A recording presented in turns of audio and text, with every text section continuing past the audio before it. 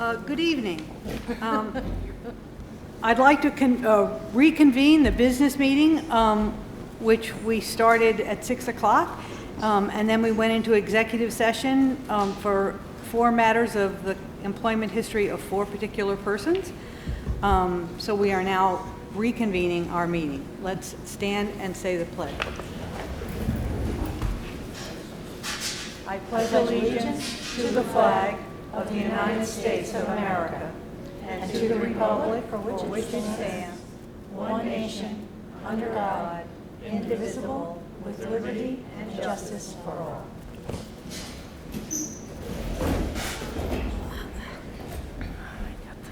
So I'd first like to open it up to,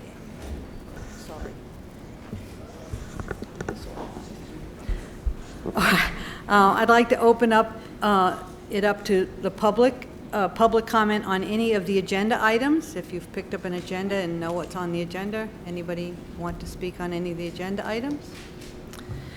Okay, then I'd like to move into the consent agenda. Resolved to approve the consent agenda items 2 through 18 as presented to the board of this meeting. Second. Questions or comments? Mrs. Bellino, would you tell us what's on the consent Sure. agenda, please? The consent agenda tonight includes CSE, CPSE placements, approval of the minutes of the last board meeting, approval of a contract with Putnam County for real property tax services for 2022-23 school year, approve additional work hours for various staff members, accept a donation, approve an overnight trip for an athletic team, to approve an SMOA with the PVFT for a wellness leave for childbirth, approve an SMOA with the PVT regarding extended school year program compensation, approve and amend unpaid leaves for 2 staff members, amend an appointment extending a long-term substitute teaching assistant's time in the district, an updated 21-22 substitute listing, an approval of a contract for the rental of school district buses for the town to use for the summer camp, approve a budget transfer, approve a health and welfare contract, approve contracts for the PPS department for classified students, amend the rate of pay for elementary school Maker Club advisors, and to approve an addendum to the 2022 spring coaches. Thank you. Questions or comments from the board? All in favor? Aye. Opposed? Abstentions? Motion passes. Presentations tonight. Dr. Luft. So I'd like to welcome up Mr. David Kantrowitz, who will provide our first presentation this evening, providing a quick sports update from our winter season and a quick look ahead to the spring season. Thank you.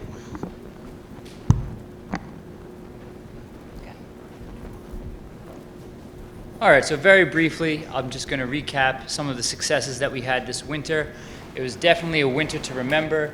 You know, November seems like so far, a different time ago from where we are today, both in the educational landscape, the COVID landscape, and certainly the athletic landscape.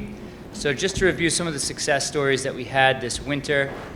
To start, we have 3 merged teams through the winter season: gymnastics, boys swimming, and ice hockey, which are all merged with Lakeland. This year we had some great highlights from gymnastics and swim. The gymnastics team was a Division II champions within Section 1, and one of our own, Emily Quinn, was a state qualifier and also the Sportsmanship Award recipient. And from our boys swim team, Gabe Reswicki was a state qualifier in his events. Our boys basketball team, we had 7 scholar athletes. We had 2 all-league representations from our team, and our team reached the section quarterfinals. Indoor track, we had a full scholar athlete team, which means 75% of the athletes or more on the team had a GPA of 90 or above. We had a total of 19 scholar athletes on the team. 2 of our athletes received all-league honors. In Class C competition for Section 1, the boys team placed 12th, the girls team placed 9th, and we had various athletes place in their respective events. We had a 6th place finish in the 55-meter race. The boys 4x200 meter race, we took 3rd place in the section. For the girls 3,000, we took 2nd place, which also earned Brona Cassidy a qualification for nationals in the 3,000 meter, where she placed 63rd overall in the state. and 155th in the country for her age group. Nice. In the girls' 1,000 meter, we took 4th place. And last but not least, in the 1,500 meter, we took 5th place in Section 1, Class C. Our cheerleading team had 6 athletes who qualified for the Scholar Athlete Award. We had 6 all-league athletes for representation from the Putnam Valley team, as well as 4 that earned all section honors. For the highlights from this team, we were the Section 1 runner-up, but we were the Westchester County Invitational champions. We had a top score scholarship winner, and we had a WPDRCCA scholarship winner. That's a lot to swallow, but we had two of our athletes from the cheerleading team take home, financial compensation towards college due to their success on the mat. The question is, can you tell me what WPDRCCA stands for? I cannot. Okay, just checking. We won't hold it against you. I appreciate it. Wrestling, we had another great standout season. We had 8 scholar athletes.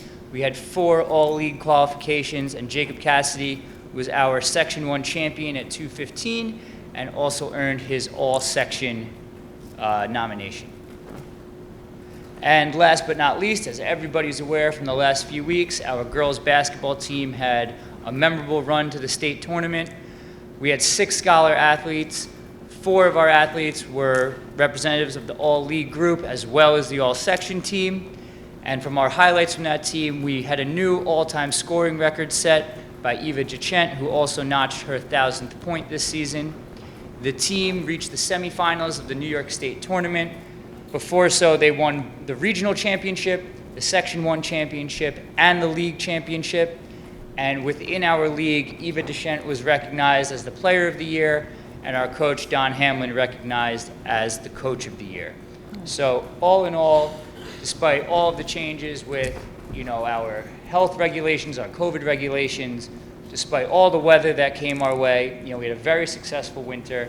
We have a lot of returning athletes coming back next year, so we're looking forward to continuing that in the future. And coming up next, the spring varsity and JV season has already began. We had our first girls lacrosse game yesterday. We have another one tomorrow, and our baseball teams will play their first games on Saturday. The modified spring season is going to begin on Monday, the 28th, coming up. Their first games will be in the second week of April, and I hope to see many of you there for an exciting and fun spring. Thank you. I have the answer for you. Westchester Putnam Duchess Rockland Cheerleading Coaches Association. Westchester Putnam Duchess Rockland, did I say that right? So, all the counties. Thank you. Now you know. Now we know.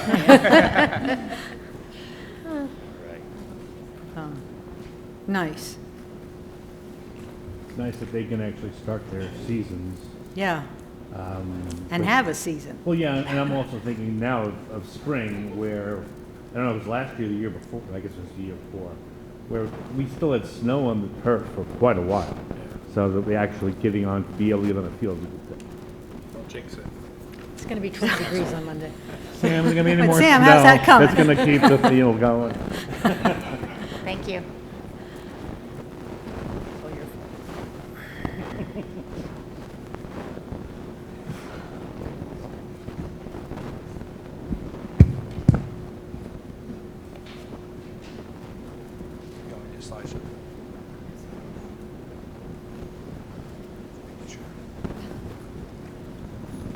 All right. Good evening, everyone. So our second presentation this evening will be our school budget presentation. And this presentation follows what's been several months of building and department level presentation, sharing sort of an outlook as to what the 22-23 school year budget will look like.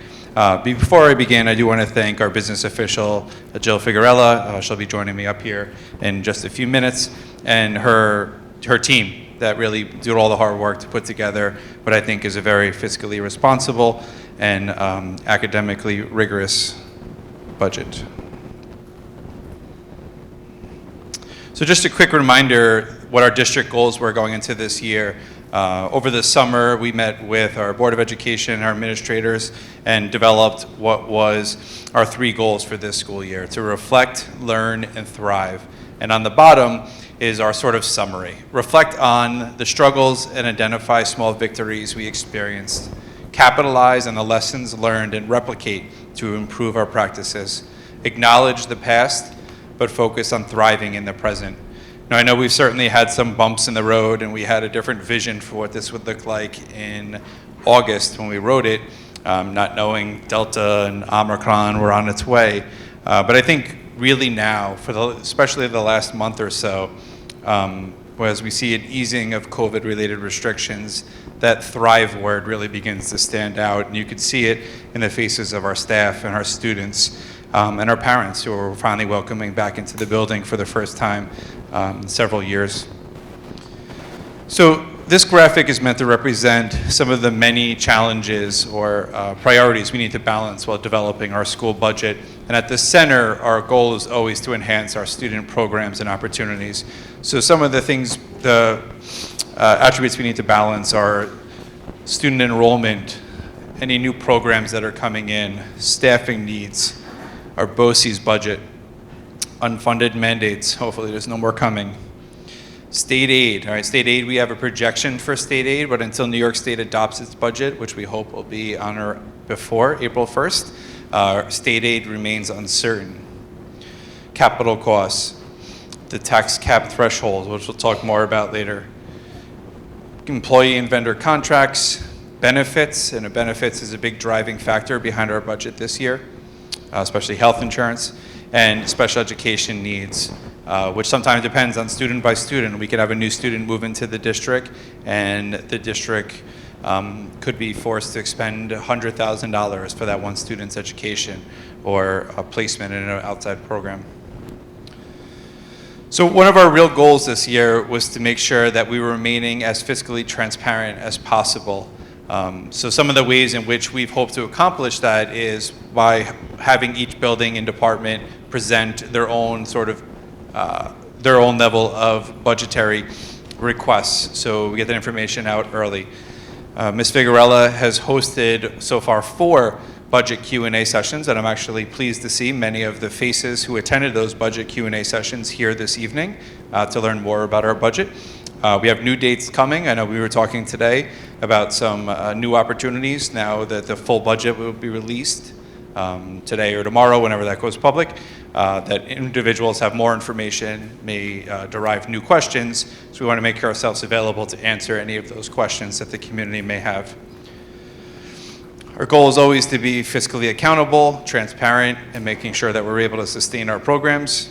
We do believe there's a direct relationship between successful schools and property values. And we've been working really hard to fiscally plan to make sure that we're able to sustain what we have without needing to go out to the community to ask for additional funds.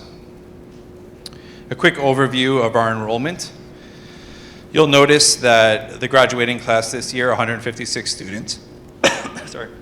That's our last sort of large class leaving. But you also notice relative stability amongst the other classes coming in. I averaged next year all of our class sizes, and they average out to 118. We very well may have a kindergarten class of 118 next year, which would mirror our overall average K through 12.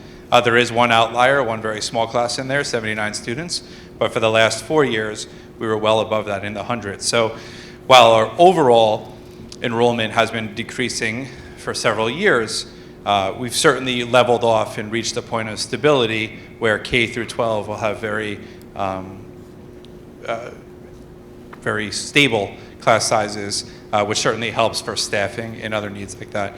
One of the facts that we've shared earlier this year that I think is really important to mention, since the initial shutdown of COVID in the spring of 2020, Putnam Valley has seen 165 more students move into the district than we've had move out of the district. Now that is very different than the trend has been for many years before that.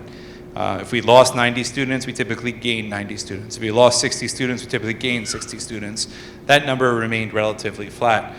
But I think based upon what we were able to do during the pandemic and the hard work of our teachers and staff members to keep our buildings open, to have 100% of our elementary school students back, the housing market in Putnam Valley, I don't think you could buy or rent a house anywhere, we've seen a tremendous growth in the number of families moving into Putnam Valley and moving into our schools. So I think that's just a sign of all the hard work that has been put into the school over the last couple of years.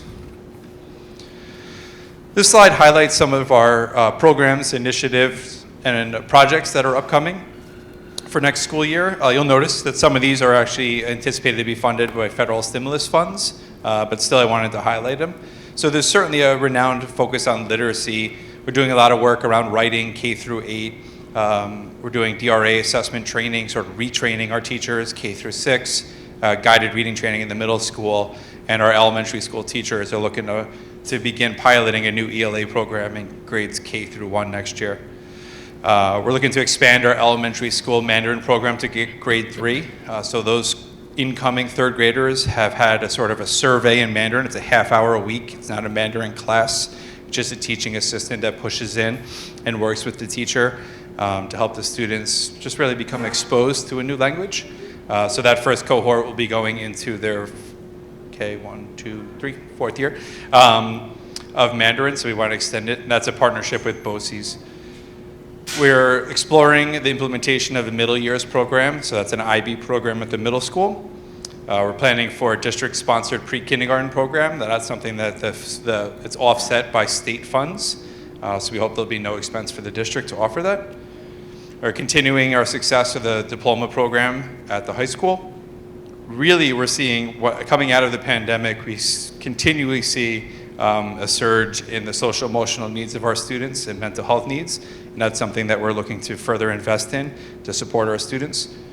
We've also seen an increase in our E&L students. So again, there's state requirements based upon instructional minutes for those students, so we have to make sure our staffing is able to provide those mandatory minutes. We're looking to replace what has traditionally been a remote instruction option for students at the middle school and the high school for Mandarin. We're looking to hire our own teacher to move to an in-person instruction model. I think if the pandemic taught us anything, it's the value of in-person instruction over remote instruction. So that's an experience we want to give our students the opportunity to learn Mandarin in the middle school and high school. It's just one of the languages they have to choose from, but to be able to learn in person. So we're looking to bring that teacher on, and that'll replace an expense that was otherwise through BOCES.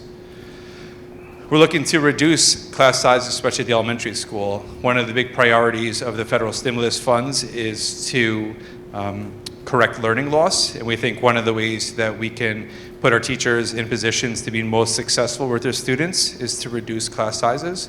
We have 2 large groups in incoming second and incoming third graders, so we're looking to bring in a couple extra teachers using the federal stimulus funds to reduce those class sizes.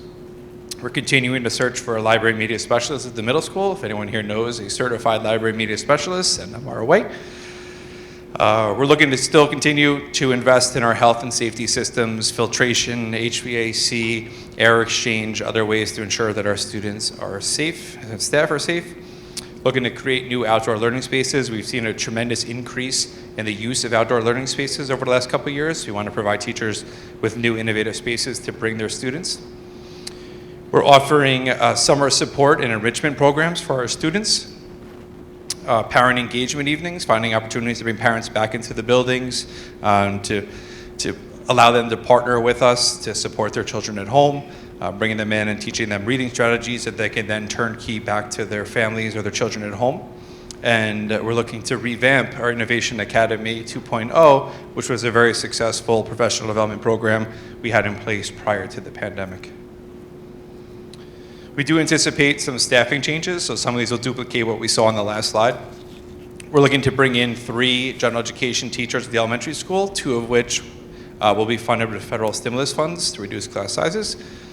Our estimated class sizes for next school year, kindergarten we have 20. Now there's asterisks there because students are still registering, so we're not exactly sure how many kindergarten students we have, but I think we're up to 111 so far, which is great. First grade 20, second grade 19, third grade 20, and fourth grade 19. Some of those classes were up to 25 or 26 students this year, so that's the difference in class sizes by bringing in a couple extra teachers. We're budgeted for a special education teacher in the middle school, so we're not entirely sure whether we'll need to fill this position yet. We want to make sure that it's budgeted for in case we do, and that's to support a self-contained class of students. I had mentioned before, we've already brought on an additional E&L teacher. We brought an additional nurse. Our school nurses have been essential to us throughout the pandemic, and they were in desperate need of an extra set of hands, so we were able to bring in an extra certified nurse. Extra teaching assistants to help support our classroom teachers, and we had already spoken about the Mandarin. There's obviously related expenses associated with this. We've worked hard to increase our sub-pay. When a teacher's absent, we want to be able to entice substitutes to Putnam Valley to cover those classes. The same is true for our custodial staff, clerical staff. We want to bring in talented individuals to take the places of individuals who may be sick. We continue to use our custodial staff who are very talented to in-source projects and save work. We are seeing an 8% increase in our health insurance costs, and that's a real driving factor of our budget. We're still working to settle it's our PVFT teacher's contract, which is up at the end of this school year, so that's a bit of an unknown, and we obviously have to continue to meet our other contractual obligations. Some of the exciting things that are coming up next year are some capital improvement projects. For those who are familiar, on the upper left-hand corner, that's the modular building behind the elementary school. It's been used as classroom spaces in the past, more recently used as storage. So we were at risk of losing this building. The roof was beginning to fail. The HVAC units needed to be replaced. So we made the decision to invest some money into this, replace the roof, replace the HVAC, get some good air circulating through there, remediate any other mold or anything else that was inside that building to make it a usable space yet. So we have lots of potential uses for this space, but certainly was worth investing some money into it as opposed to losing that space as an acceptable space for occupancy. We have the second phase of our middle school bathroom renovations upcoming. So this is actually a picture of one of the finished bathrooms from last year. For anyone who was in there prior to this remodel, those bathrooms were original from 1972. Tiles were falling off the walls, tiles were up from the floors, there was mismatched components in there. So the new ones certainly look much more fitting for our students. High school roof is now 22 years old. So like any roof that's 22 years old, it's beginning to show some wear. In an effort to fund as much of the maintenance work in-house as possible, we've prioritized roof work and we're able to budget for it within our general fund. So in lieu of going out and asking the voters to approve a bond to support all of the roof work, we're looking to do it in stages and fund it with our own general fund capital improvement. So we hope that'll happen. I had mentioned the creation of new outdoor classroom spaces. So this is an example of what our current space looks like, but we're looking to build new innovative spaces. And we're also installing a new water filtration system here at the elementary school, carbon filtration. So that's something that we need to do to address materials or chemicals that were found within the water. As I had mentioned earlier, our goal is to really bring as much of this capital maintenance work inside our general education budget. And we want to hold off having to go out and ask the community for additional funds to support these capital improvements. So it's important that we budget for them in a way that minimizes our debt and it actually gives us more space in our allowable tax cap. So we're utilizing some of our reserves to pay for these projects, and that was the example I gave for that, is taking some of our reserves to pay for the high school roof. And we're also maximizing our opportunities for state aid. So we'll talk a little bit later about how some of these projects, although made possible because of the federal stimulus funds, are budgeted within our general education, our general fund budget. And the purpose of that is to maximize the state aid, which is 67% of that project money we get back from the state, as opposed to zero we would get back if we funded it through the federal stimulus funds. So that is my section, and I would like to welcome up our business official, Ms. Jill Figueroa. Thanks. I'm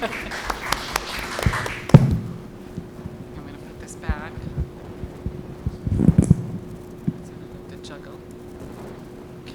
Hi, everybody. Good evening.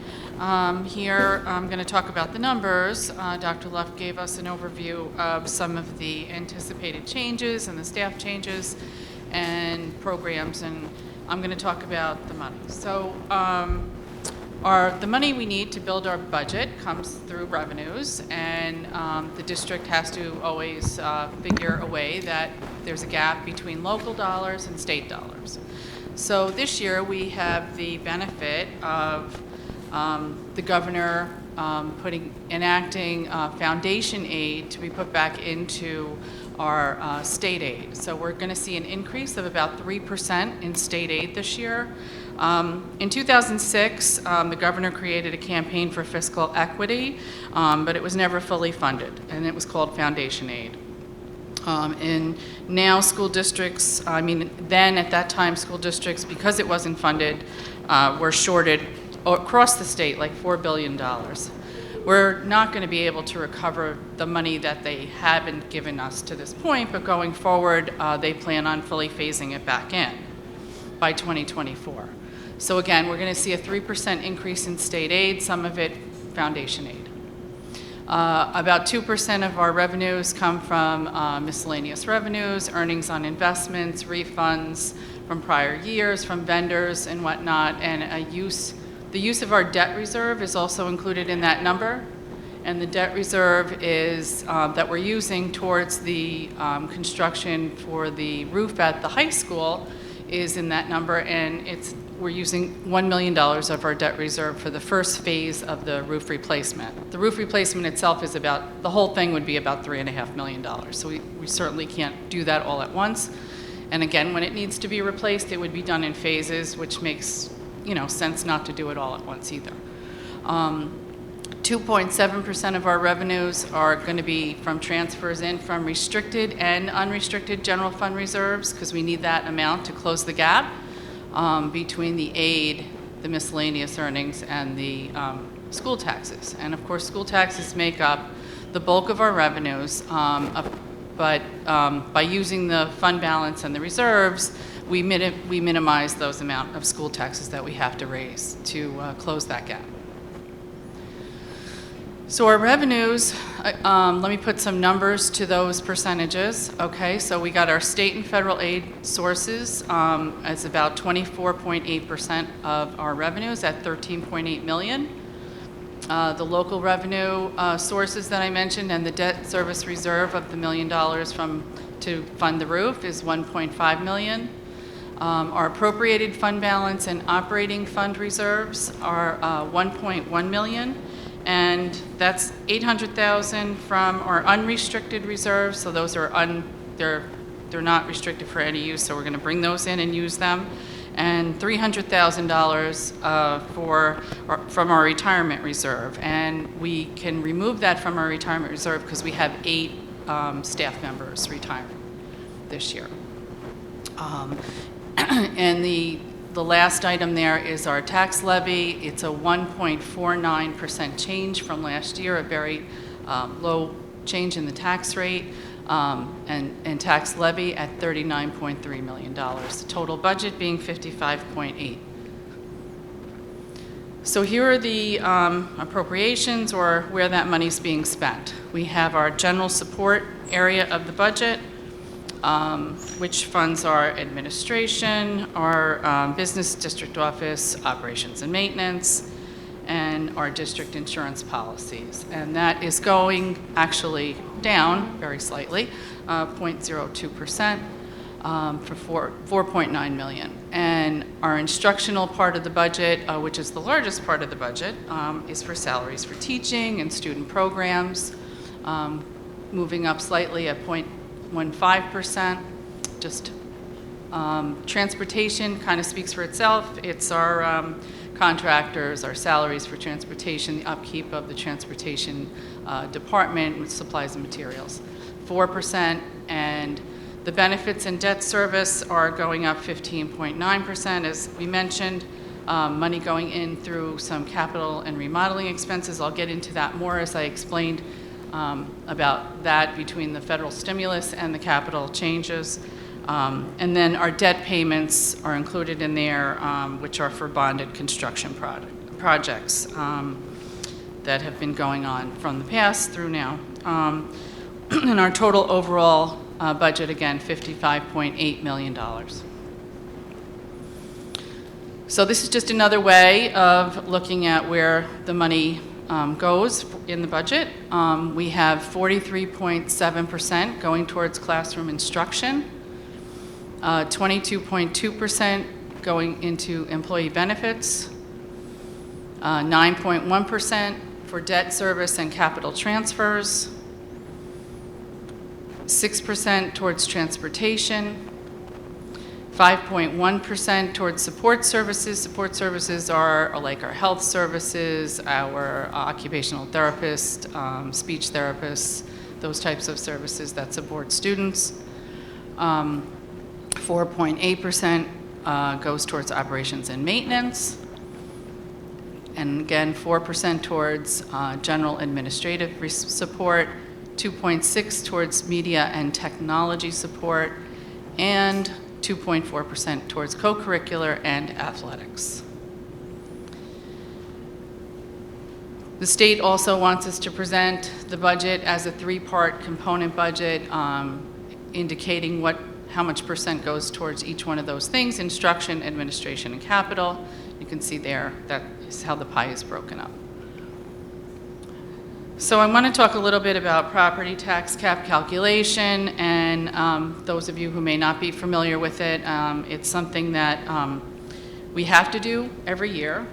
It's a formula. It's an 8-step formula. It determines the amount of property taxes that a school district collects from its owners, property owners, to balance its budget. And that's only after we account for state aid and other revenue. The formula itself determines what threshold voter support that we're going to need to pass the budget, whether we need a supermajority or not. And that means, although it's called a 2% tax cap, it doesn't cap taxes at 2%. And we are lucky enough to be able to say that our tax levy increase is 1.49%. We're allowed to go up to 1.62% according to the formula. However, we will only need to go to 1.49 because of the other revenue sources that we've brought into the budget. This is the difference between those two numbers is about $43,000, which we will not have to add to the tax levy.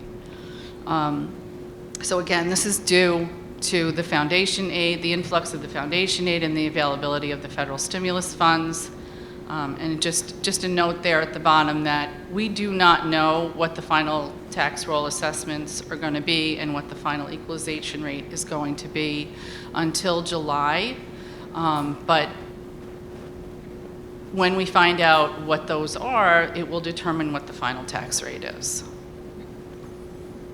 So for right now, I'm going to go over what the rates have been. The last couple of years, we had September of 2020, our final tax rate was $25.68 per $1,000 of your assessment, of your home's assessment. In September of 2021, it was $24.72 per $1,000 of your home's assessment, so lower than the year before. And this year, looking at the average home's value, and we could only establish what that average home value was in 2021. We got that information from the county. About $353,000 is the average home value in 2021. And our estimated rate for the upcoming year, based on that tax levy of 1.49% increase, is $25.11 per $1,000 of assessment, which can change again in July, slightly up or down a few cents, depending on the assessed values and the equalization rate. And on average, that's about $138 per average home in Putnam Valley. The tax cap, the district has remained tax cap compliant for 10 years in a row, and has presented a fiscally responsible budget because it has stayed below that tax cap. Here's a 10-year history of our final school tax rates. So you can see coming in at a rate of $25.11 is actually less than it was when we first started out with the tax cap back in 2013-14.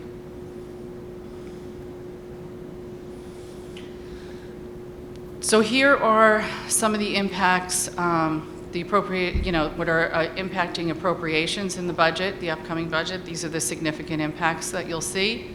We have staff retirement savings. We have 2 teaching and 8 non-teaching positions. So I was incorrect earlier when I said we had 8 people retiring. We have 10 people retiring, 8 non-teaching and 2 teaching. That yields us about savings, because those teachers will be replaced, that staff will be replaced and those teachers will be replaced. So the savings there would be $235,000. Adding the 1 gen ed teacher at the elementary school, because the other 2 are funded through the federal stimulus, is about $75,000. The additional special education middle school teacher, if needed, $75,000. Those are first level teachers. Pre-K program is state funded, so that $173,000 you see there is fully funded by state aid. That's not, so we have to lay out the money, so it increases the budget, but actually comes back in through revenue. So I have to show that that's part of the impact to the bottom line. Contractual costs, this would be based on the bargaining unit contracts. Those will yield an increase of about $450,000. We have 2 pension plans, the teaching and the non-teaching pension plan, both through the state. One of them, the rates have increased, and we're going to see a $422,000 increase.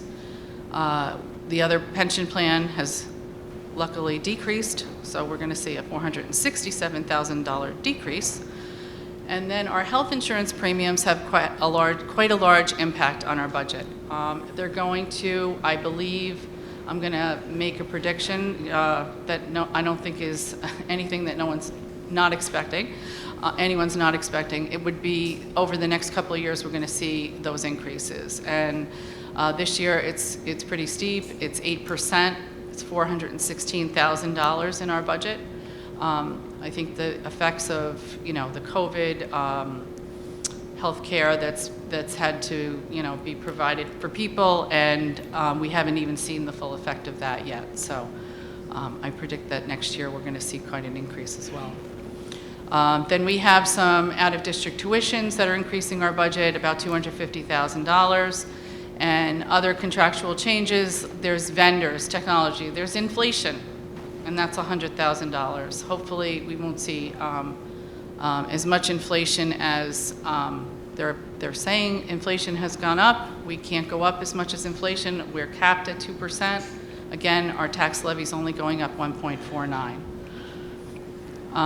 The capital purchase of our administration building. So our lease is up at the administration building. It's been 5 years. We've been over at the other location, and now it's time to buy the building. So we have to purchase the building to stay there. To lease it continually would raise the rent quite a bit, so it's time to buy the building.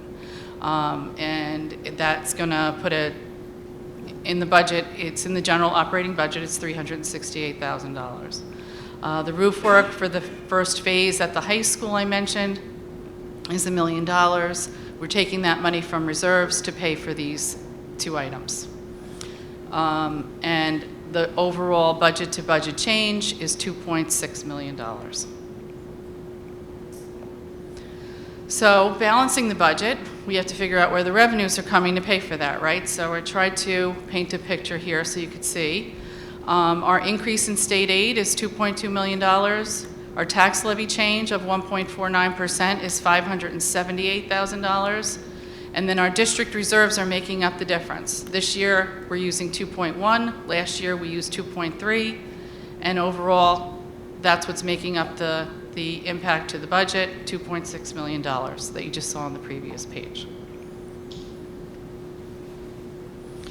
So now I'm going to talk a little bit about the pandemic-related federal aid stimulus. So this money is not funneled through the general operating budget. This money is accounted for in the federal aid fund. It's a separate fund. from the the general fund operating budget that you vote on. So the district became eligible to receive 2 federal stimulus grants, like all schools across New York. It's based on Title I entitlement, so that's how they figure out how much our piece of the pie is. We have 2 grants. The first one for $1.3 million. We applied for it. We received approval. We don't get any money till we spend it. We've talked about it a number of times at different meetings, and until we spend the money, like I said, we don't get the money back. And we have until September of 2023 to spend it. The second grant was for $1,019,000, and that was recently approved. It hadn't been approved until the last few weeks. The funds have become available, again, just like the first one. We don't get any of the money back until we spend it. We've applied for it, we've received approval, and the funds are available until September of 2024, so just a year beyond the other one. So there were federal guidelines issued for these funds, okay? They cannot be part of the general operating budget, I mentioned that. They're part of a separate fund. They are a one-time federal revenue stream. The guidance for them, although they allow, there's a lot of leeway with the guidance, right? So they allow for many things that you want to spend the money on as long as it relates to learning loss, health improvement in the buildings, re-engaging students, student mental health, remodeling projects, cleaning supplies, anything that is COVID-related, but the recommendation for the use of the funds comes with not any caveats to do certain things to get other things, but more or less how do you spend it wisely. So capital expenses, if you budget for them in the general operating budget, you can receive building aid on them. If you don't budget for them in the general operating budget, you don't get that building aid. So although you would get back 100% of the money you spent through the federal stimulus, it doesn't pay to handle it that way.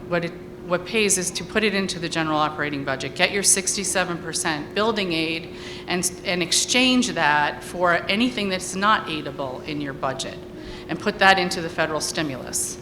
Once you've spent the money for the projects and the federal stimulus money goes away, you switch those unaidable expenditures back into the general fund budget. So that kind of is what is explained here. I'm going to leave this all up here so people can see it when they look it up on the website if they want to read into the document and see what that's all about.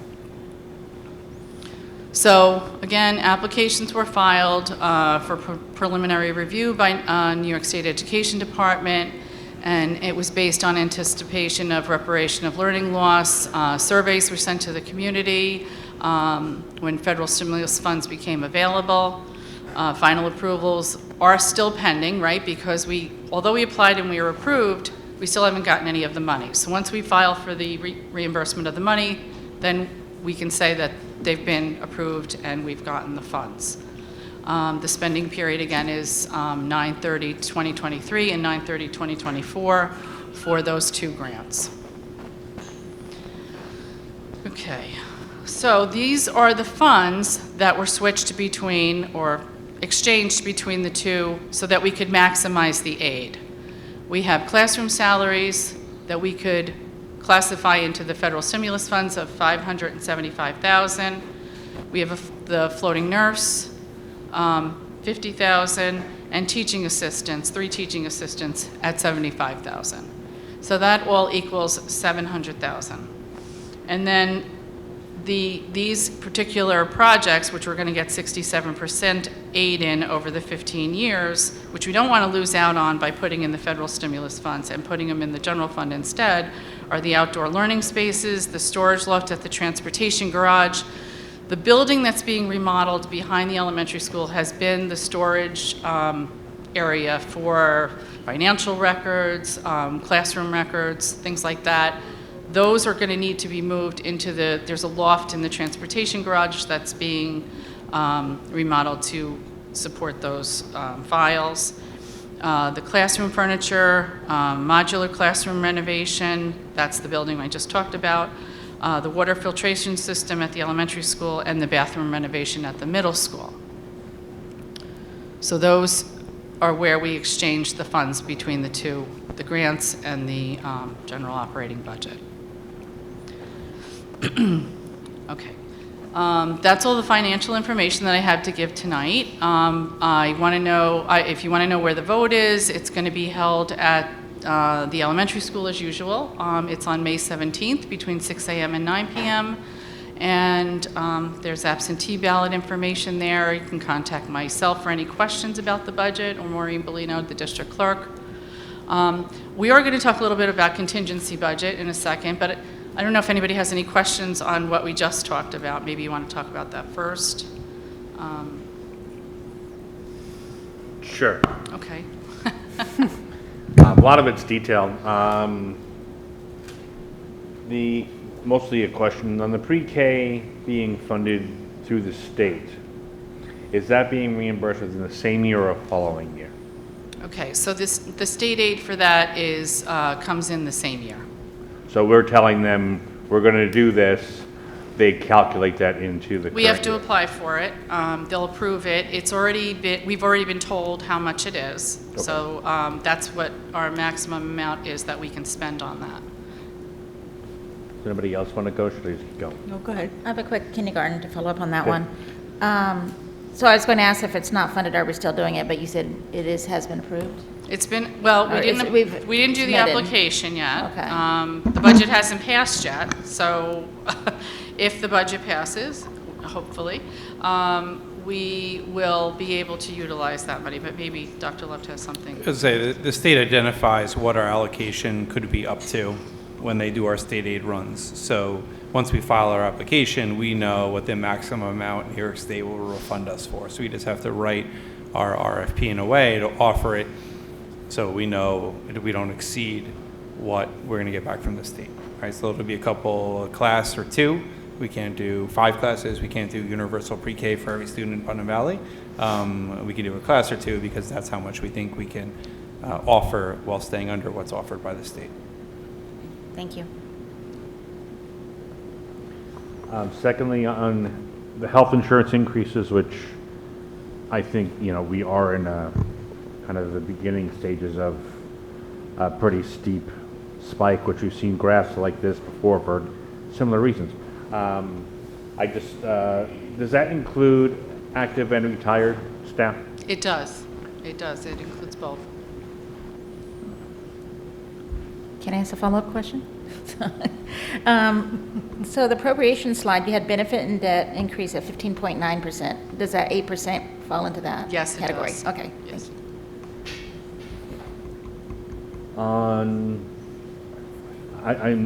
I'll leave this to after. And just so I'm clear, on the capital expenses for the admin building and the high school roof, we're putting it through operations, which means we're not doing any financing. It is a one-year expense. Right. We're not financing either one. That money is being pulled from reserves in order to pay for them. That was mine too. Okay. Okay. Okay. Those are very in sync.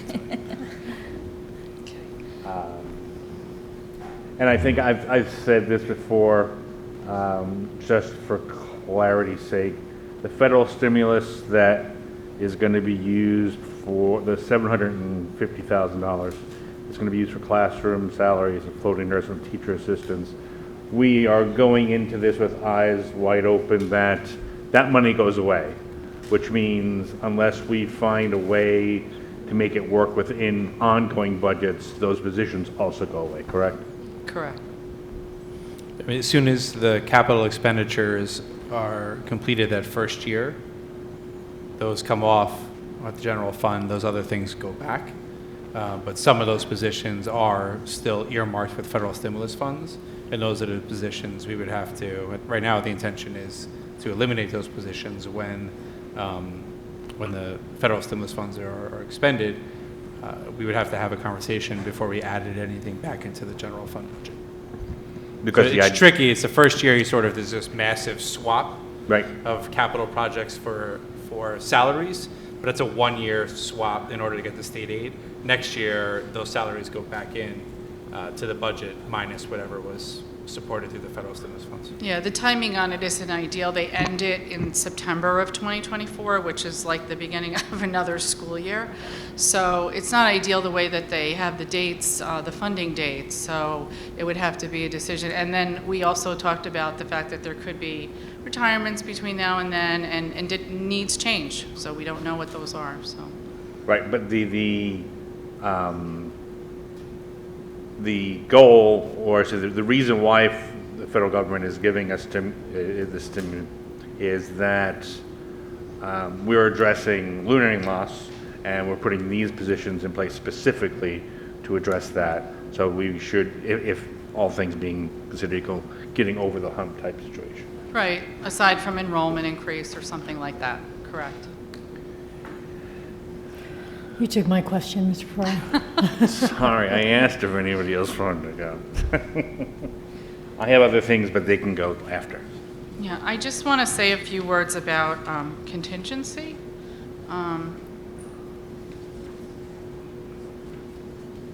So, contingent budget, which is not something I like to talk about, because it means that it's a conversation about a budget that fails, right? So when voters reject a school budget, the board has to make a decision. And they either have to decide they're going to submit the same budget for a second vote, they're going to submit a revised budget, or they're going to adopt a contingency budget. If the budget's rejected a second time, the board has to adopt a contingency budget. And what that means is that the tax levy would have to revert to the prior year's amount, and Putnam Valley would have to cut what would be the increase in the tax levy, right? So $578,000 from the adopted budget. Just as an example, and theoretically speaking, 4 or 5 staff positions and benefits, this is what it could mean, right? 4 or 5 staff positions and benefits, materials and supplies of $70,000, extracurricular activities, about $160,000. I mean, these are just examples. It could come from any area of the budget, but it would definitely affect staffing and program. When it affects staffing, it affects program. So the education law dictates certain types of restrictions as well. Community use of buildings and grounds is no longer available without a cost. Any equipment over $5,000 would be prohibited from being purchased. That's capital projects would be eliminated unless they're related to an immediate health and safety need. So reverting to a prior year's tax levy would have a compounding effect also. The budget would start with a $1.2 million deficit the following year because you would be eliminating the increase in the upcoming year, and you would be starting your tax cap formula with a number that was that much lower the following year. So you're already experiencing a $1.2 million deficit if you were to have to revert back. So now you're talking about doubling all of those things that I just mentioned, which definitely means a decrease or a diminishing program for all students.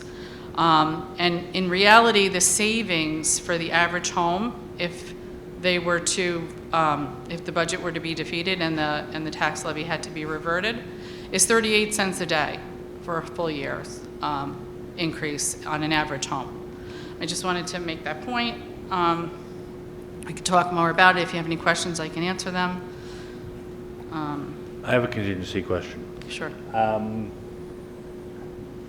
Because the way we present the budget and where the dollars are allocated based on expectation of using federal stimulus funds, are those things that we are earmarking for federal stimulus funds, how are they impacted by a failed budget and a contingency budget adoption?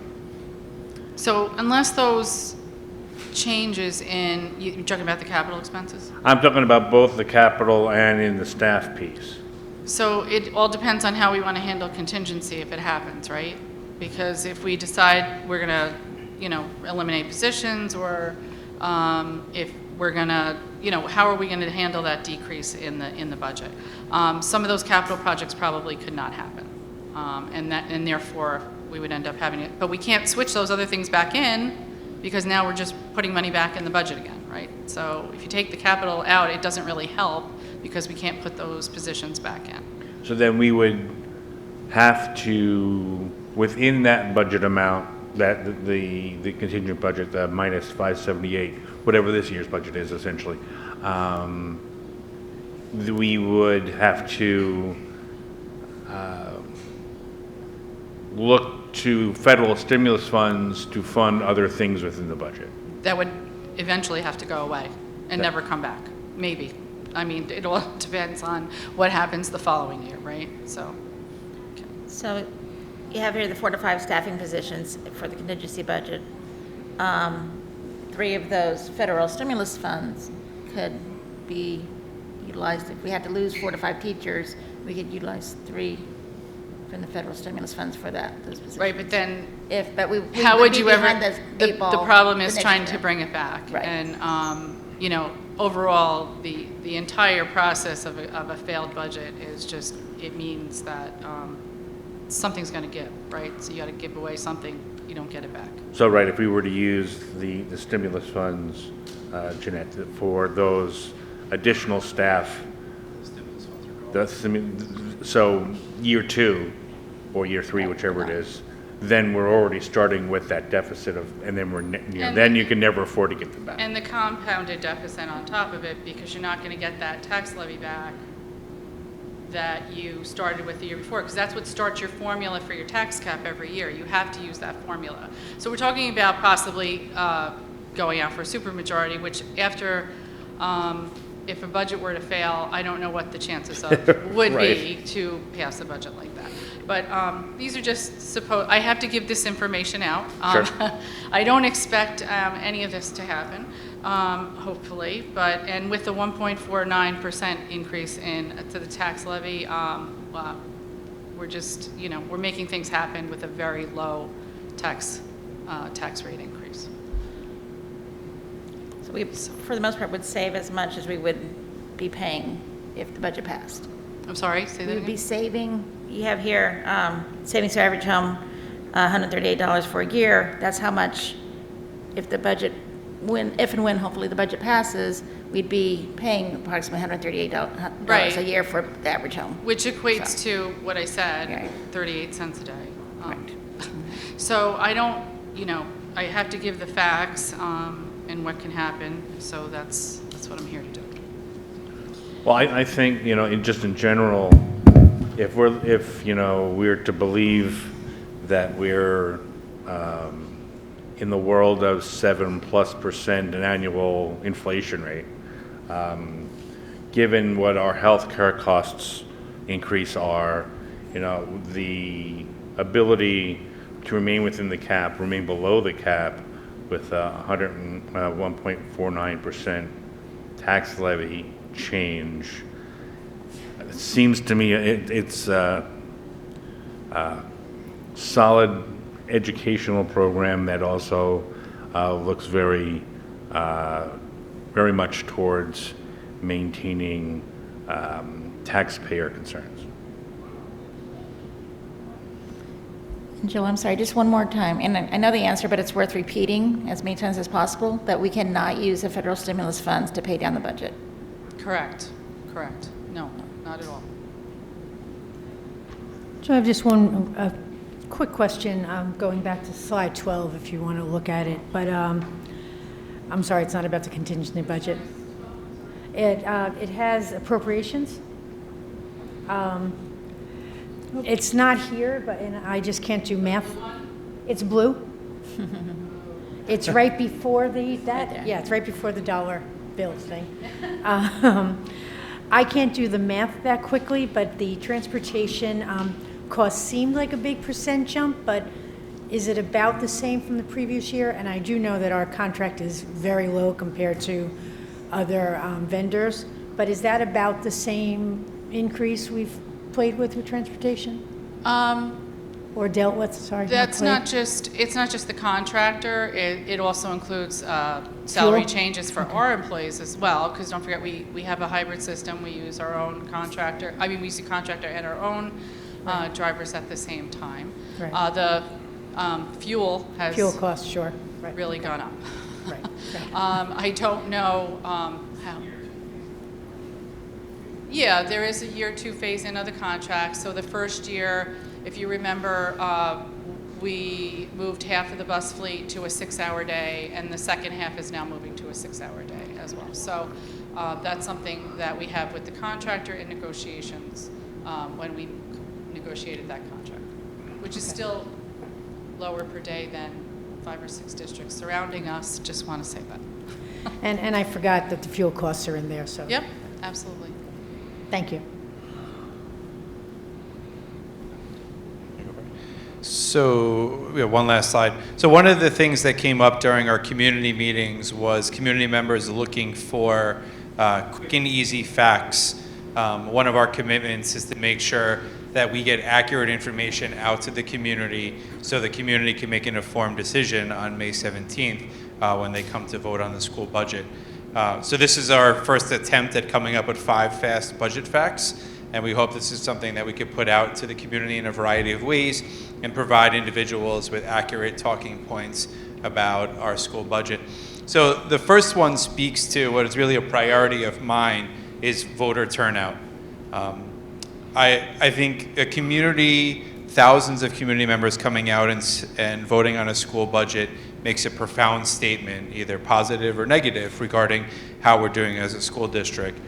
But when 9% of all eligible voters come out and vote, it's a little scary to me that 9% of all eligible voters are making such a drastic decision that impacts our entire community and all the students who live in it. So I would love to see a greater turnout of voters. Just some of those other facts. Our estimation is that 15% of parents of school-age children voted last year. So that means 85% of parents who have students that attend schools did not vote on our school budget last year. And just the perspective based upon last year, of all votes cast in the last budget, about 34% of those represented parents of school-age children. So it's one of the driving factors behind the budget presentation meetings. We're willing to do a road show and go and share this information. Actually, we're working closely with the PTA to get this information out, and I know they have a meeting coming up on March 30th. We'll be there to answer any questions or present any facts about the budget.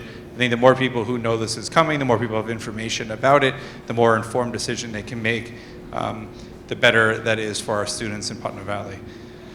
Our second fact is the fact that we remain under the tax levy cap. We have been underneath it every year since its inception.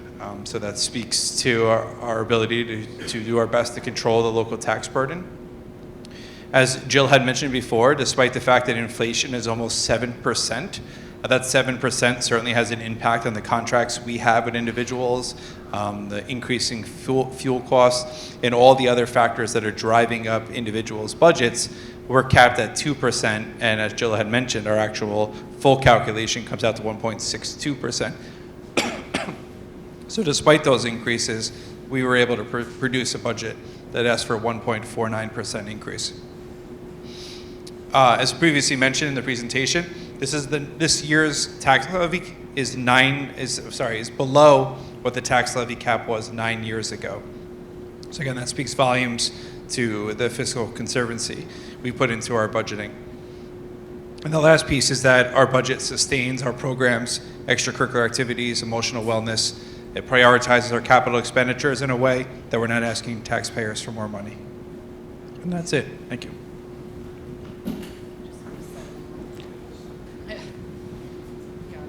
So just want to mention one more thing. Dr. Luck mentioned more sessions for budget review. We didn't have any more scheduled on the calendar, but now that the line-by-line budget is out, and anybody who didn't get one, they're in the back there, and they're also available on our website. The best place to look at that line-by-line budget is on the website because the print is very small. So I want to say, when you pull it up on the website, you can expand it and see much easier what you're looking at. On April 7th, we hope to have a budget review Q&A from 5:45 to 6:45. We'll also post that up so you can see that information. And again, if you have any questions, you want to talk about the budget, you don't want to talk about them here, you want to talk about them with me separately, or Dr. Luft, we're always available for questions. That's our email addresses. And this presentation is also on the website. I can be reached at that phone number every day. And I also will call you back if I'm not available when you do call. So if you have anything else you want to talk about, or anybody has any questions, we'll take them. We scheduled time for a town board meeting presentation. We do not have a time on the schedule right now to do that, but we can inquire about that if that's what you I think it's a good idea for people who religiously watch those meetings and not ours. And the budget notice... Even though ours are a lot more fun. The budget notice will be in the mail May 4th, with hopes that it arrives where it's supposed to before the budget vote. We've had some luck in the past year, so hopefully that'll happen. And again, you know, we always want to create the greatest probability for student success, and that's what we hope our budget is doing. So, now, And an additional question on absentee ballots. The time has been extended to this election as well, where you can use, I think it was fear of getting COVID as a reason to get an absentee ballot, correct? It used to be a lot more restrictive. They've extended that for this year again. That you In terms of medical reasons. you can use that as a medical reason for getting an absentee ballot. So if you're afraid of lots of people in a room, even though we'll be safe, make sure that you go out and get an absentee ballot rather than not voting. I just want to, we will, you know, when we adopt the budget, or I want to thank you as always, Jill, for your hard work and all of your staff's hard work. And I love, Jeremy, that your first fact is about every vote counts, but we want informed voters. So I will invite on their behalf, anybody contact Jeremy or Jill if you have any questions. We do want to hear your questions. And we do want to answer them any way we can, in as transparent a way as we can. So, but Jill, now that I just told everybody to call you, thank you very much for all your hard work. And you stole my thunder again. So I agree, Jill. Thank you very much for all the time and effort, and the business office as well for all the effort they put in. Thank you. As I well should be as- thanking all of yeah. my staff. Everyone is you're right. wonderful. And we'll be back to do this again on April 7th. Yeah, So- I also want to thank everyone that's attended these meetings that you've held, because as you said, the best thing to do is be educated. And I encourage you, if you haven't had the opportunity, to attend the April 7th meeting if possible.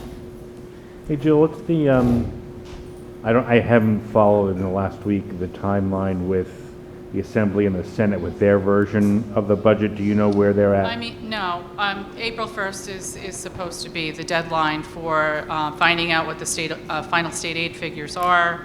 We never know if they're going to meet that deadline, so we're at their mercy right now. I'm hoping that it comes through. No, I haven't heard any whisperings about it not coming through, so. Great, thank you. They seem to at least be on schedule, from what I've heard.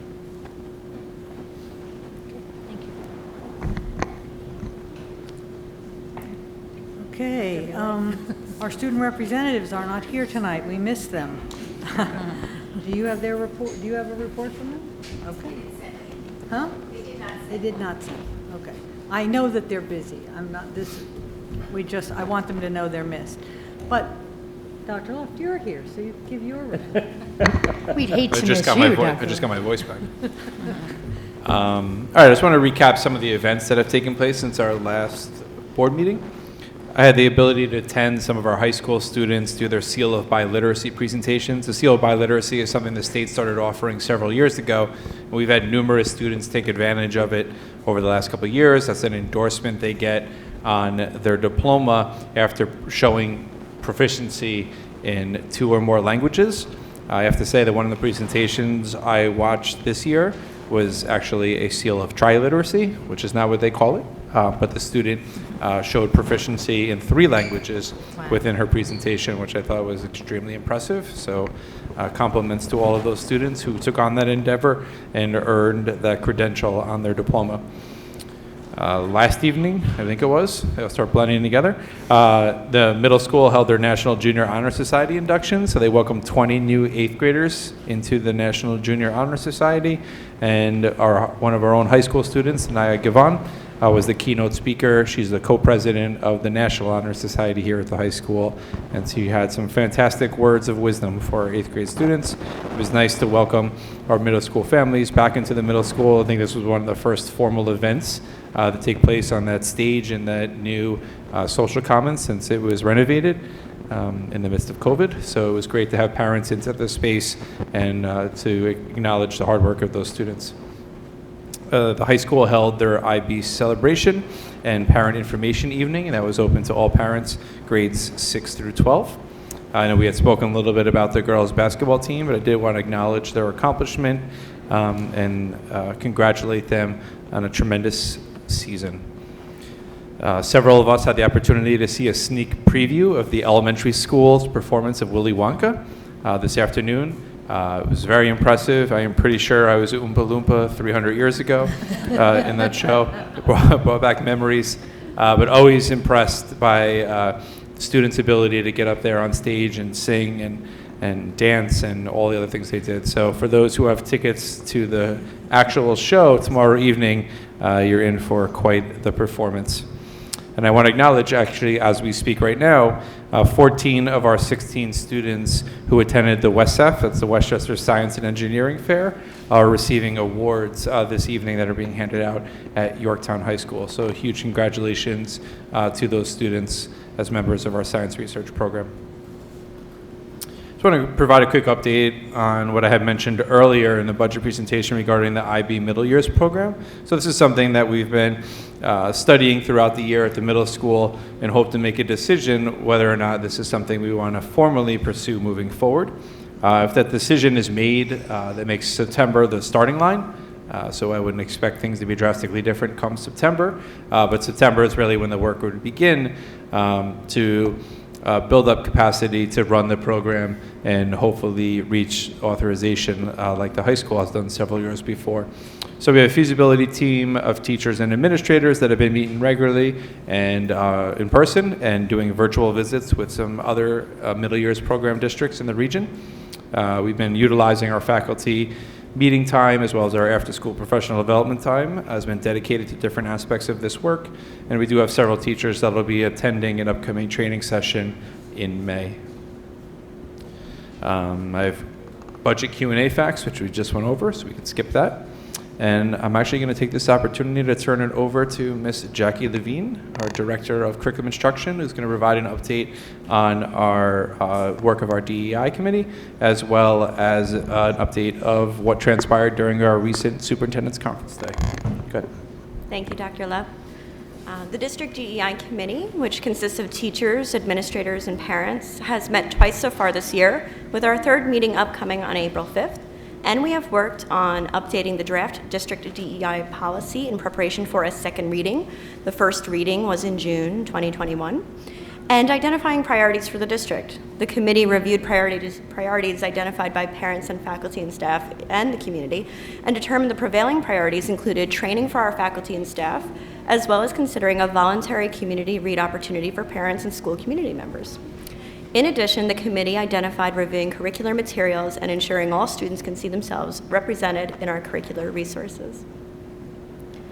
As for our Superintendent Conference Day, always a wonderful event, it was on March 11th. At this month's Superintendent Conference Day, our faculty and staff met by building to reflect, learn, and thrive.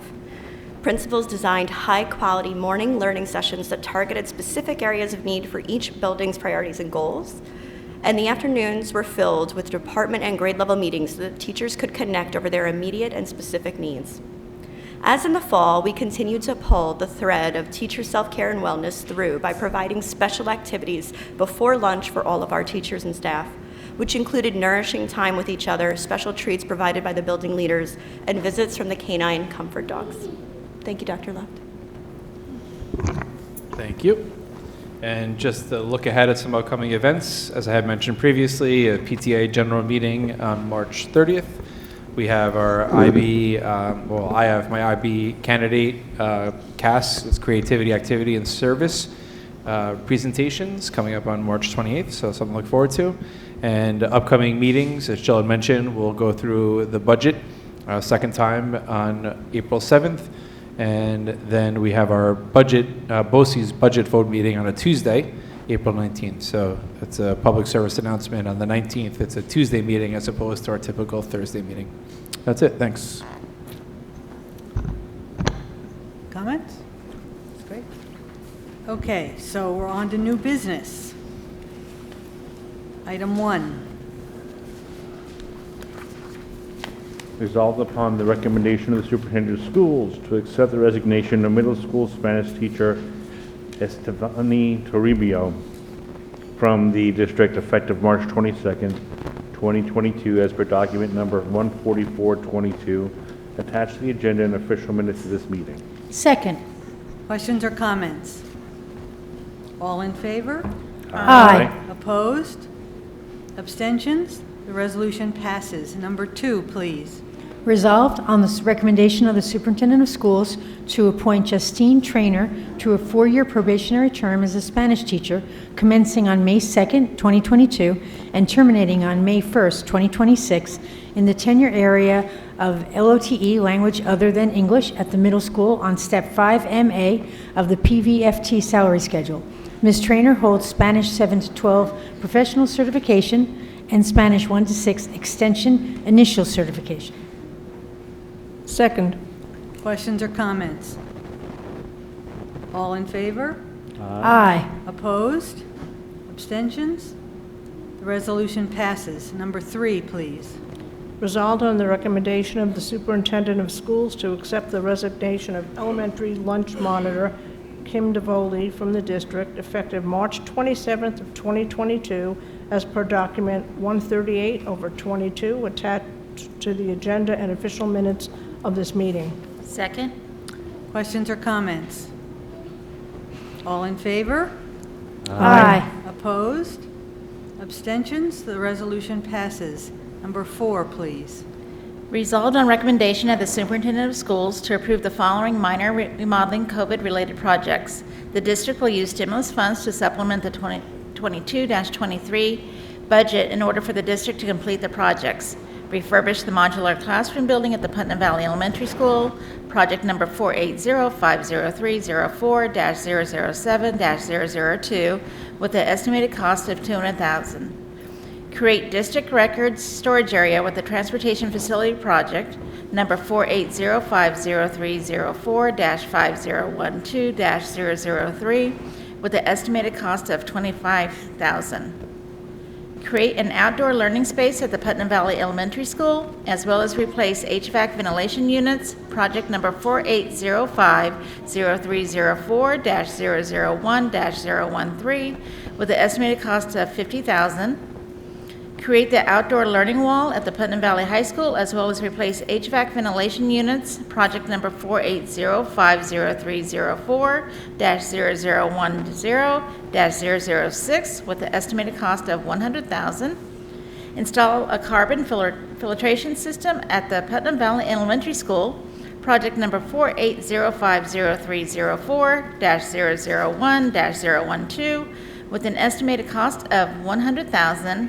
And middle school bathroom renovation project number 480-50304-004-016 for a cost of $175,000. Second? Questions or comments? So I got my water from the car. I think you missed a 0 somewhere in the middle. Can you start over? No, she can't. Where is the elementary outdoor classroom space? It's going to be outside the first grade wing, at the end of the hallway there.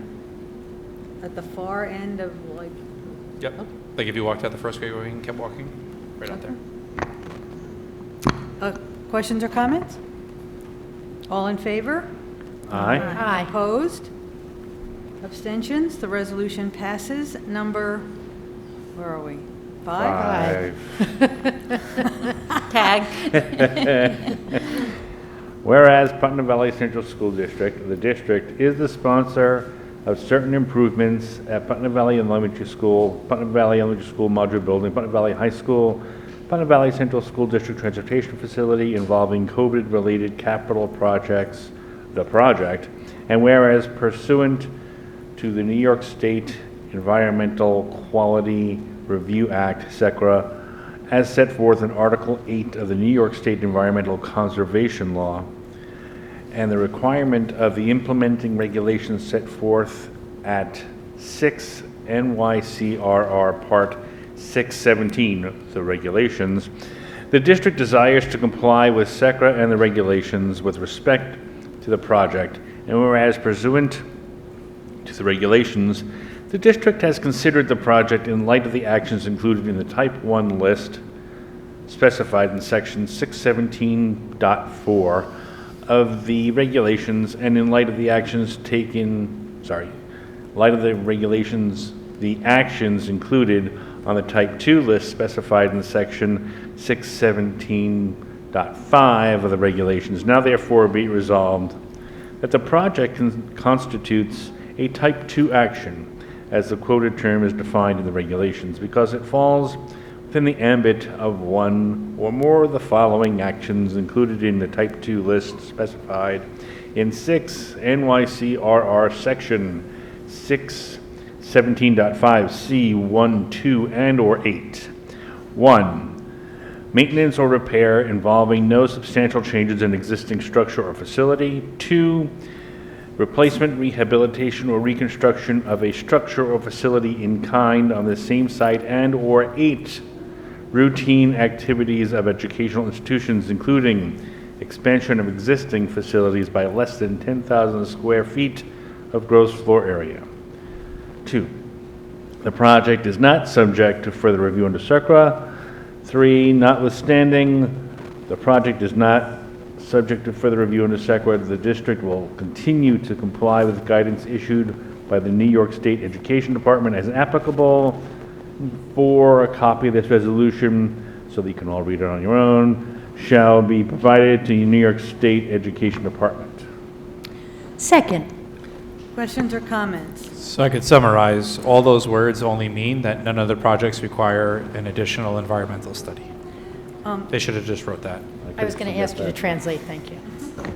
In the first paragraph, it lists the elementary school, the modular, the high school, the transportation facility, but not the middle school. The middle school's project's already been approved, Oh. the bathroom project. Any other questions or comments? All in favor? Aye. Opposed? Abstentions? The resolution passes. Number 6, please.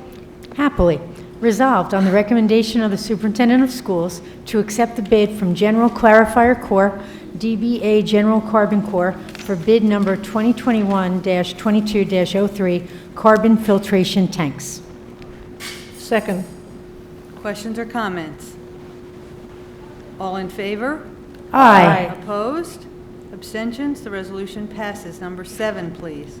Resolved to establish July 1st of 2022 at 10 a.m. as the date and time for the annual reorganizational meeting of the Board of Education and the 2022 to 23 meeting dates as per document 141/22 attached to the agenda and official minutes of the meeting. All meetings to be held in the Putnam Valley High School cafeteria unless otherwise posted. Second. Questions or comments? Now I need to buy a new academic calendar so I can start putting these in, because mine ends in June. All in favor? Aye. Opposed? Abstentions? Resolution passes. Number 8, please.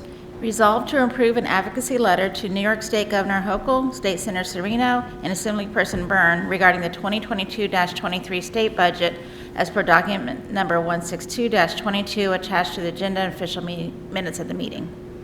Second. Questions or comments? I have a question. How did this come about? Okay, so New York State School Boards Association and Westchester Putnam School Boards Association, both of which we belong to, advocates in Albany for school funding. Their advocacy work has really seen fruit this year in terms of state aid support, but because the budget has not passed yet, they asked all school districts if we would write to our governor, senator, and assembly person, and encourage them to continue to support in the state budget public school education. So the letter's in the back. Mrs. Bolino made some copies if you want to see a copy of the letter. They really just wanted me to, click the box and send it, but I really felt like it should come from all of us and that you should know what it was that we were advocating. So we've put it in a letter, and Mrs. Bolino will mail these letters, and I will click the box. So it will go both ways. Thank you. Anything else? All in favor? Aye. Opposed? Abstentions? The resolution passes. Number 9, please. I'm going to say it wrong. You know I'm going to say it wrong. Resolved Say on it the slowly. recommendation of the superintendent of schools to approve the creation of the CSEA position of school laboratory aide as a civil service position pending jurisdictional classification with the State Civil Service Commission, effective March 25th, 2022. Salary to be as per CSEA collective bargaining agreement. Second. Questions or comments? All in favor? Aye. Opposed? Abstentions? The resolution passes. Okay, so we are going to open it up to public comment on any topic. Anybody have anything I'd like to say? Everybody's too busy studying the budget. Yeah, all those numbers. Okay, upcoming meeting topics and presentations. Budget.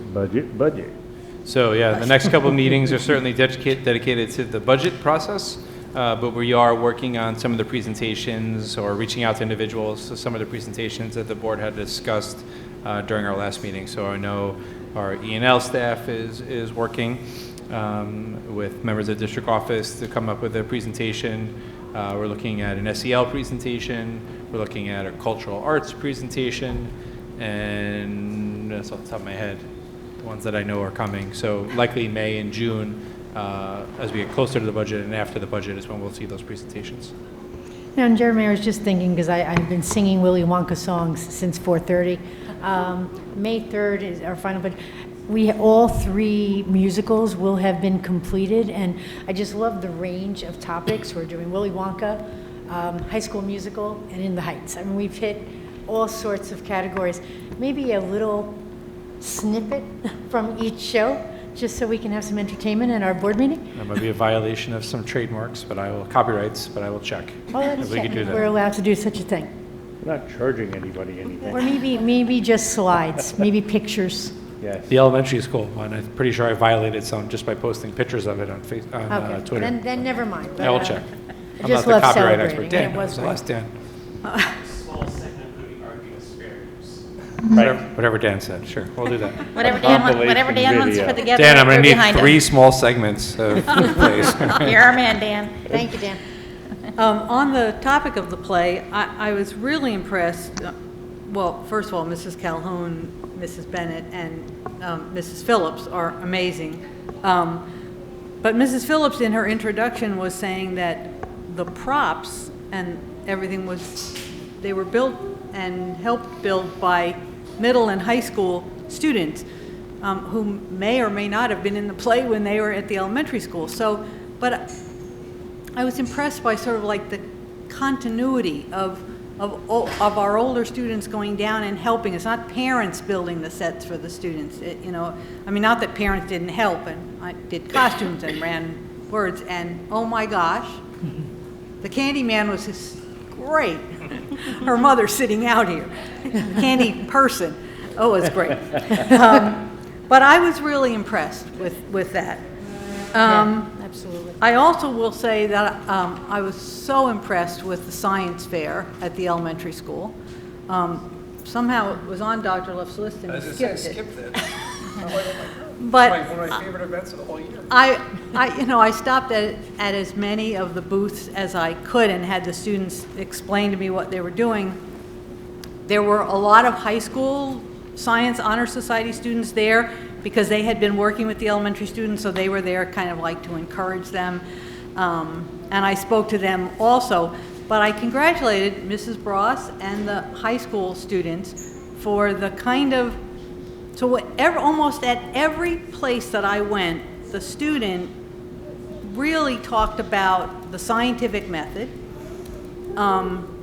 Many of them had made a hypothesis which was disproven by their experiment. And for me, as a former fourth grade teacher, I know that fourth graders tend to just change their hypothesis so that they were right. And these students didn't. They said, I thought this was going to happen. I was surprised when this happened. I learned this. Like, I was so impressed with the ability scientifically to recognize that you don't change your hypothesis so your experiment worked. You learn from your experiment and move forward from there. So anyway, I was really impressed, both with the guidance that they'd gotten from teachers and also from the high school students. I had a student say to me, someone asked me a really intriguing question earlier. Would you like to hear it? I was like, if that's your segue, I want to hear it. But no, it's very impressive. I actually brought my 4th and 7th grade son with me to the science fair. It's sort of a thing we do every year to bring them in. My 4th grade son spent the entire ride home complaining that he doesn't have a science fair, and he wants me to start making phone calls so he can have his own science fair and have the same opportunities that our students did. It's always an impressive thing. I don't know how I skipped it on my list, and I don't know what you're doing looking at my list. No, it was on there. But it's impressive. And I got to say, that was one of the first events where parents were like really welcome back into the building. Mm-hmm. I think everyone bought 4 parents. I'm not even sure how it's possible because there was 200 people in that room. We couldn't move. But the students are in a tremendous amount of time that Ms. Bross and Ms. Bruno put into that. And they had met 4 days a week for almost 2 months with those students to research and plan and develop those projects. So a huge compliment to everyone involved. And the research piece, I can't tell you how many students said to me, well, I needed to find, I'm trying to think of what the words they were using, but like, that my sources were legitimate. And I'm like, really? From a 4th grade? It's like, wow. Like, because some of the sources I knew, the information wasn't quite correct or it didn't seem legitimate. I was really impressed. Anyway. Oh, and it's really K-12 articulation at its best, because when we sit and listen to our science research projects with our dictionaries, because we don't understand every other word they're saying, we're actually they're beginning to practice those articulation skills in the 4th grade. So it isn't just do the experiment, it's can you explain it? Can you talk about it? Can you engage? And we see that skill improve, with each year. So it's very impressive. I'm looking forward to the CAS presentations, and I had to look it up again because I never can remember what CAS stands for. So creativity, activity, and service. But when students, high school students, are presenting what they've done, and I think about what I was worrying about in high school, it certainly wasn't this at this level, and it's really impressive. So, I mean, we haven't seen them yet, but I'd like to somehow share that with the community, even just the topics. Like the science research topics, I think they're amazing to think of what students are researching. So, because I think our community would be impressed. Okay. And along with that, I agree with that. I'm looking forward to watching that on Monday, plus the biliteracy, to back up what Jeremy had stated. It was amazing that these kids communicate, and there was one point where they're asked questions in the language, and she was asked a question, and she started crying. And I don't speak Spanish, so I had no idea. So I'm trying to type. It's like, what did they ask her? And it was, what do you miss about your, where you came from, your homeland? And it was so sweet to see her, the reaction in her face and how she answered the question and the emotion that came out. So it's one of my highlights of sitting on this board, is participating in those meetings. I do like it when they make them do it in Spanish and English, because my Spanish is like, 3 years of high school, 40, 50 years ago. So it's like, So it's like you catch every third word. Wait, I know they're talking about their home, but I don't know what they said, and they're talking about their grandmother. But anyway, yeah, very impressive. Okay, any other comments?